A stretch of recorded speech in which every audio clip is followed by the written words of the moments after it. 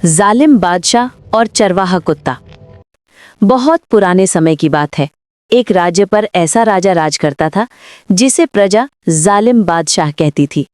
वो अपने सिंहासन पर बैठकर स्वयं को सबसे बड़ा बुद्धिमान समझता, प्रजा को तुच्छ मानता और न्याय के नाम पर अत्याचार करता। छोटी सी भूल पर वो कैद या मौत की सजा सुना देता। लोग उसके डर से कांपते थे और कोई उसके सामने सच बोलने की हिम्मत नहीं करता था। उस राज्य की सीमा पर पहाड़ों के दामन में एक गरीब चरवाहा रहता था। वो साधारण कपड़ों और पुरानी लकड़ी की छड़ी के साथ रोज अपनी बकरियां चराकर घर लौट आता। उसके पास धन दौलत तो नहीं थी, लेकिन उसका दिल अमीर था, क्योंकि उसके पास एक अनमोल दोस्त था, उसका कुत्ता। ये कुत्ता साधारण कुत्ता नहीं था। वो न केवल चरवाहे के झुंड की रक्षा करता, बल्कि हमेशा सतर्क भी रहता। जब चरवाहा थक कर जमीन पर बैठता, तो कुत्ता उसके पास लेटकर आंखों में वफादारी की चमक दिखाता। रात में जब चरवाहा सो जाता, तो कुत्ता जागकर इधर उधर पहरा देता।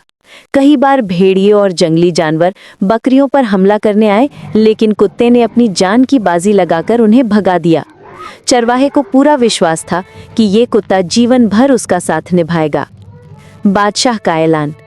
एक दिन बादशाह ने हुक्म जारी किया कि हर प्रजा अपने सबसे कीमती तोहफे को दरबार में पेश करे। जो बहुमूल्य वस्तु लाएगा उसे इनाम मिलेगा, और जो न ला सका उसे कठोर सजा दी जाएगी।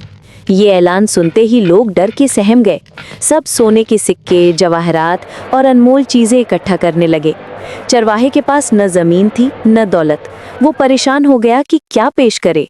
बहुत सोचने के बाद उसने कहा, मेरा सबसे कीमती साथी मेरा कुत्ता है। इसकी वफादारी की कीमत दुनिया का कोई खजाना नहीं चुका सकता। अगर मुझे बादशाह को कुछ देना है तो यही दूंगा। दरबार में पेशी। नियत दिन आया। दरबार अनमोल तोहफों से भर गया। किसी ने सोने का हाथी पेश किया, किसी ने हीरे जवाहरात। चरवाहा साधारण कपड़ों में अपने कुत्ते के साथ पहुंचा। दरबारियों से देखकर हंसने लगे। बादशाह ने घमंड से पूछा, अरे चरवाहे, तू क्या तोहफा लाया है? चरवाहा आदर से झुककर बोला, जहां पन्हा, ये मेरा कुत्ता है। ये मेरा दोस्त और रक्षक है। इसने कई बार मेरी जान और मेरे झुंड की रक्षा के लिए मौत का सामना किया है। ये मेरा सबसे कीमती खजाना है, इसलिए इसे मैं आपके दरबार में पेश करता हूँ। बादशाह ठहाका लगाकर हंसा और बोला, ये मामूली कुत्ता मेरे दरबार के लायक है। तूने मेरा मजाक उड़ाया है। इस गुस्ताखी की सजा तुझे अवश्य मिलेगी। वफादार कुत्ते की परीक्षा। सैनिकों को हुक्म हुआ कि चरवाहे को गिरफ्तार किया जाए।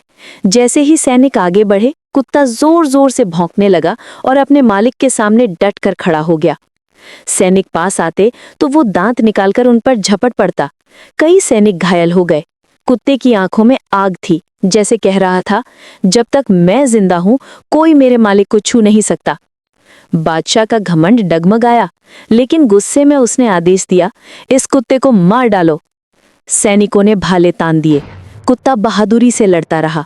एक ओर से जख्मी होता तो दूसरी ओर से फिर हमला करता, लेकिन सैनिकों की संख्या ज्यादा थी और जख्म गहरे। आखिरकार वो लड़ते लड़ते चरवाहे के पैरों में गिर पड़ा।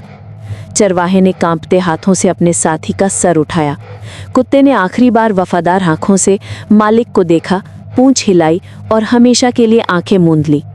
चरवाहा चीख पड़ा, ऐ जालिम बादशाह, तूने खजाने तो रख लिए, मगर वो चीज खो दी जिसे तेरे खजाने कभी नहीं खरीद सकते, वफादारी और मोहब्बत।